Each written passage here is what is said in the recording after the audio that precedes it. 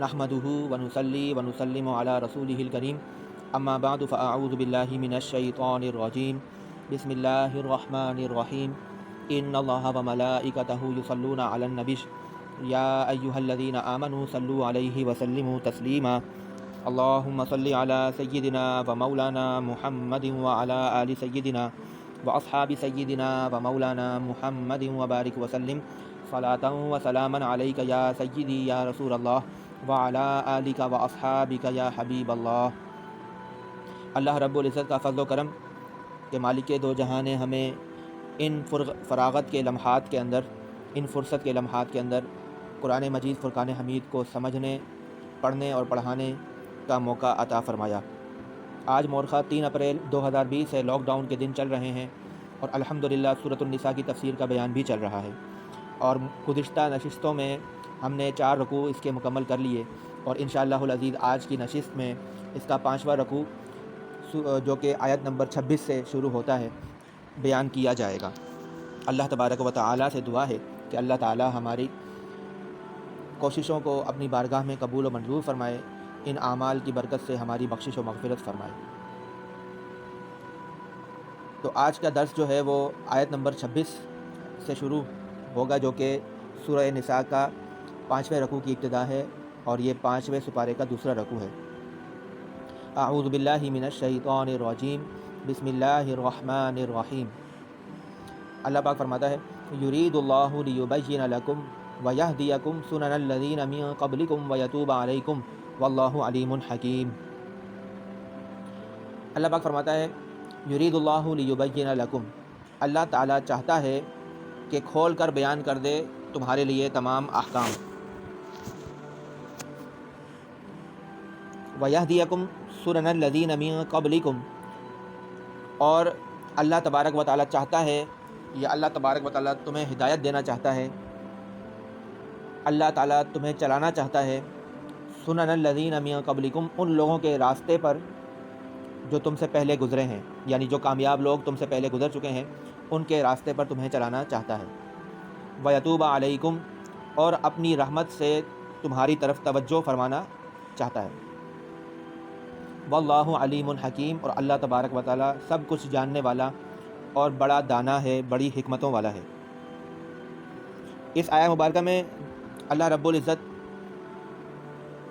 یہ بیان فرما رہا ہے کہ جو سابقہ آیات جتنی بھی گزری ہیں، 4 رکوع سورۃ النساء کے مکمل ہو چکے ہیں، ان میں جتنے بھی احکام اللہ رب العزت نے بیان فرمائے ہیں، تو ہو سکتا ہے کہ ان کی پابندی بعض لوگوں کے لیے دشوار ہو، اس لیے اللہ تبارک و تعالیٰ نے بڑا تالیف قلب فرمایا اور ماننے والے مسلمانوں کے دلوں کو اپنے پیار بھرے الفاظ سے رہنمائی عطا فرمائی۔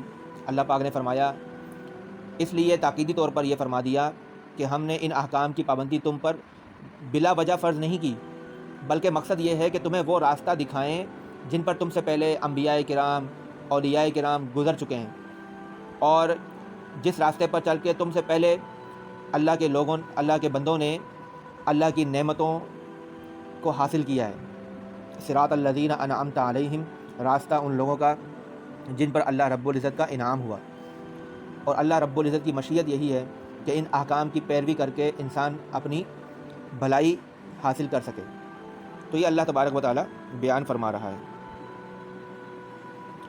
یرید اللہ لیبین لکم ویہدیکم، اللہ تعالیٰ چاہتا ہے کہ کھول کھول کر بیان کر دے تمہارے لیے تمام احکام، ویہدیکم، اور تمہیں ہدایت دے، تمہیں چلائے، سنن الذین من قبلکم، ان لوگوں کے راستے پر جو تم سے پہلے گزر چکے ہیں، یعنی ان کامیاب لوگوں کے راستے پر، ویتوب علیکم، اور اپنی رحمت سے تم پر توجہ فرمائے، واللہ علیم حکیم، اور اللہ تبارک و تعالیٰ سب کچھ جاننے والا اور بڑا حکمتوں والا ہے۔ یہ آیت نمبر 26 مکمل ہو گئی۔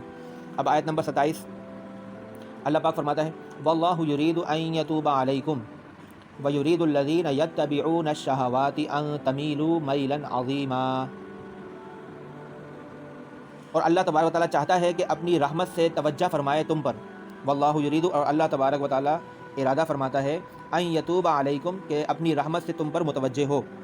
یہ بات آپ کو بتائی گئی تھی کہ توبہ کی صفت جب اللہ تعالیٰ کی طرف منسوب ہو تو اس سے مراد یہ ہوتی ہے اللہ کا معاف کر دینا بندوں کو، اور اللہ کا بندوں کی طرف نظر رحمت فرمانا۔ تو یہی ترجمہ یہاں پر کیا گیا ہے کہ اللہ تعالیٰ ارادہ فرماتا ہے اپنی رحمت سے تم لوگوں پر توجہ فرمانے کا۔ وَيُرِيدُ الَّذِينَ يَتَّبِعُونَ الشَّهَوَاتِ أَن تَمِيلُوا مَيْلًا عَظِيمًا، اور وہ لوگ جو اپنی خواہشات کی پیروی کرتے ہیں وہ یہ چاہتے ہیں کہ تم حق سے بالکل منہ موڑ لو۔ وَيُرِيدُ الَّذِينَ، اور وہ لوگ یہ چاہتے ہیں، جو کون لوگ؟ يَتَّبِعُونَ الشَّهَوَاتِ، جو اتباع کرتے ہیں اپنی خواہشات کی۔ ان تمیلو، کیا چاہتے ہیں؟ ان تمیلو، کہ تم لوگ مائل ہو جاؤ، حق سے مڑ جاؤ، میلاً عظیمہ، مکمل طور پر حق سے دور ہو جاؤ، حقیقت سے، اللہ کے احکام سے اپنے آپ کو دور کر لو۔ اس آیہ مبارکہ کا جو شان نزول ہے تفسیر مدارک کے اندر بیان کیا گیا کہ یہود و نصارہ اور مجوسی قوم جو تھی وہ بھائی اور بہن کی بیٹیوں سے نکاح حلال سمجھتے تھے۔ جب اللہ تبارک و تعالیٰ نے ان سے نکاح کرنے کو حرام فرمایا تو وہ مسلمانوں سے کہنے لگے کہ جس طرح آپ خالہ اور پھپھی کی بیٹی سے نکاح جائز سمجھتے ہو، حالانکہ خالہ اور پھپھی تم پر حرام ہے، اسی طرح تم اپنے بھائی اور اپنی بہن کی بیٹیوں سے بھی نکاح کرو۔ تو اس پر یہ آیت نازل ہوئی اور حکم دیا گیا کہ یہ لوگ چاہتے ہیں کہ تم بھی ان کی طرح زنا میں پڑ جاؤ۔ بھتیجی اور بھانجی سے تو شادی کرنے سے اللہ رب العزت نے منع فرما دیا۔ وہ لوگ دلیل یہ دے رہے تھے کہ جس طرح خالہ اور پھپھی سے نکاح کرنا حرام ہے لیکن ان کی بیٹیوں سے نکاح کرنا جائز ہے، اسی طرح بہن اور بھائی سے نکاح کرنا تو حرام ہے لیکن ان کی بیٹیوں سے نکاح کرنا جائز ہونا چاہیے۔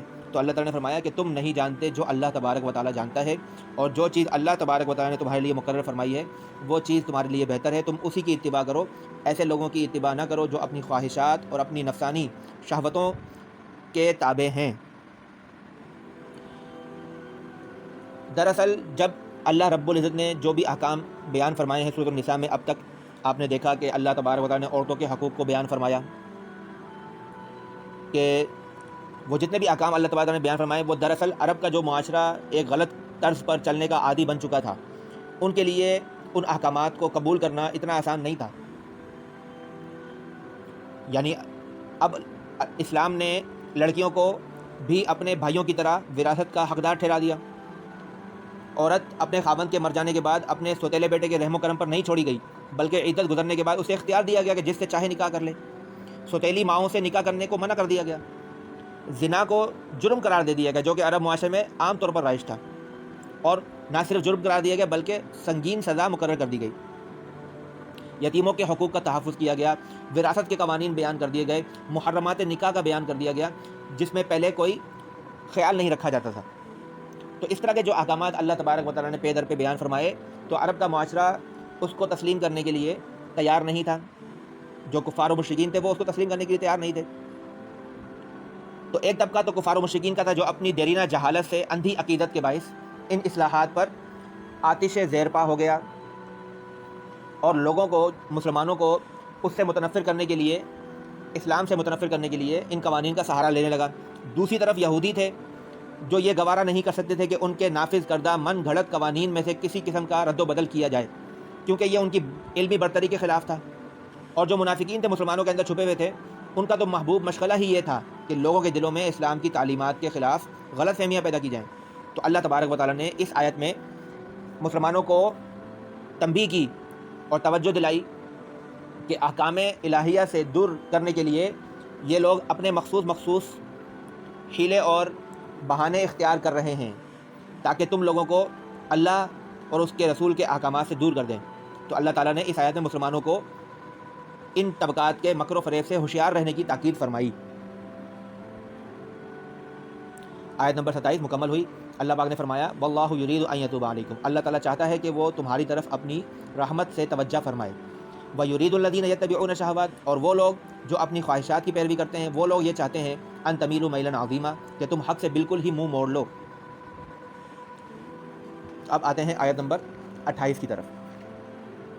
اللہ پاک فرماتا ہے یرید اللہ ان یخفف عنکم وخلق الانسان ضعیفا، اللہ تبارک و تعالیٰ چاہتا ہے کہ ہلکا کرے تم سے پابندیوں کا بوجھ، ان یخفف عنکم، احکام میں تم پر تخفیف کرے، جو بھی احکام تم پر بھیجے ان میں تخفیف کو مد نظر رکھے۔ وخلق الانسان ضعیفا، اور اللہ تبارک و تعالیٰ اس حقیقت سے بھی آگاہ ہے، وخلق الانسان ضعیفا، اور پیدا کیا گیا ہے انسان کو کمزور۔ اللہ تبارک و تعالیٰ جو علیم ہے، حکیم ہے، قادر مطلق ہے، خالق ہے، مالک ہے، وہ نہ صرف ہمیں پیدا کرنے والا ہے بلکہ ہماری صلاحیتوں کو بھی پیدا کرنے والا وہی ہے. اسے ہماری ہر طرح کی فطری کمزوریوں کا بخوبی علم ہے. اس لیے اللہ تبارک و تعالیٰ نے احکام شریعت میں ایسی سختی نہیں رکھی جس کو ہم لوگ برداشت نہ کر سکیں. اللہ تعالیٰ نے ہر حکم کے اندر ہمارے لیے آسانیاں رکھی ہیں. مثال کے طور پر جس طرح سے اللہ تعالیٰ نے ہمارے لیے آسان احکام مشروع کیے ہیں، ایسے سخت اور مشکل احکام کا ہم کو مکلف نہیں فرمایا جیسے مشکل احکام پچھلی امتوں کو دیے گئے تھے. ہمارے لیے تمام روئے زمین پر نماز پڑھنے کو جائز قرار دیا گیا اور مسجد میں خاص طور پر نماز پڑھنے کا مکلف نہیں بنایا گیا. پانی نہ ملنے یا پانی پر قدرت حاصل نہ ہونے کی وجہ سے ہمارے لیے تیمم کو جائز قرار دیا گیا. قربانی کو کھانا اور مال غنیمت کو ہمارے لیے حلال قرار دیا گیا. پچھلی امتوں پر یہ چیزیں حلال نہیں تھیں. اگر ہم سے کوئی گناہ سرزد ہو جائے تو اللہ تبارک و تعالیٰ نے استغفار اور توبہ کا دروازہ کھلا رکھا ہے. بنو اسرائیل کی شریعت میں اس طرح سے نہیں تھا، بلکہ انہیں حکم تھا کہ اگر تم توبہ کرنا چاہتے ہو تو ایک دوسرے کو قتل کرو. سفر اور بیماری کی حالت میں ہمیں روزہ نہ رکھنے کی رخصت عطا فرمائی اور سفر میں نمازوں کو قصر کرنے کا حکم دیا، رخصت عطا فرمائی. 4 رکعت والی نماز 2 کر کے ہم پڑھ سکتے ہیں. پچھلی شریعتوں میں جو احکام تھے ان میں اس طرح کی آسانیاں نہیں رکھی ہوئی تھیں. اللہ پاک سورۃ الاعراف میں فرماتا ہے وَيَضَعُ عَنْهُمْ إِصْرَهُمْ وَالْأَغْلَالَ الَّتِي كَانَتْ عَلَيْهِمْ.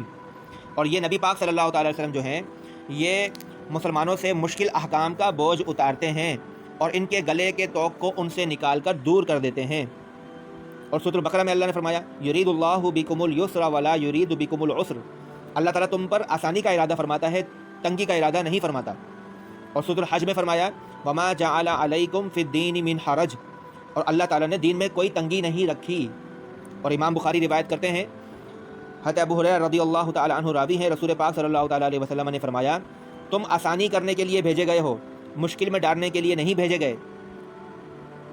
اور امام ترمذی سنن ترمذی کے اندر فرماتے ہیں، حضرت عائشہ رضی اللہ تعالی عنہا ام المومنین بیان فرماتی ہیں کہ رسول اللہ صلی اللہ تعالی علیہ وسلم کو جب بھی 2 کاموں میں سے کسی ایک کا اختیار دیا جاتا تو آپ ہمیشہ زیادہ آسان چیز کو اختیار فرماتے بشرطے کہ وہ گناہ نہ ہو. تو پتہ چلا کہ نہ صرف اللہ رب العزت بلکہ نبی پاک صلی اللہ تعالی علیہ وسلم نے بھی جو احکام نافذ فرمائے ہیں، جو سنتیں عطا فرمائی ہیں، ان میں بھی مسلمانوں کے لیے تخفیف کا پہلو مد نظر رکھا ہے، آسانی کا پہلو مد نظر رکھا ہے. اور یہ اللہ تبارک و تعالیٰ کا ہم پر فضل و کرم ہے. یرید اللہ ان یخفف عنکم. اللہ تعالیٰ چاہتا ہے کہ ہلکا کرے تم سے. کیا چیز ہلکا کرے؟ احکام کے بوجھ کو تم سے ہلکا کرے، پابندیوں کے بوجھ کو تم سے ہلکا کرے. وخلق الانسان ضعیفا. اور پیدا کیا گیا ہے انسان کو کمزور. ان الفاظ سے اللہ تعالیٰ نے اپنے علم کا اظہار فرمایا کہ اللہ جانتا ہے کہ انسان کس قدر صلاحیتوں کا مالک ہے اور کون سی چیزوں کو وہ برداشت کر سکتا ہے اور کون سی چیزیں اسے تکلیف میں ڈال سکتی ہیں. یہ آیت نمبر 28 مکمل ہوئی.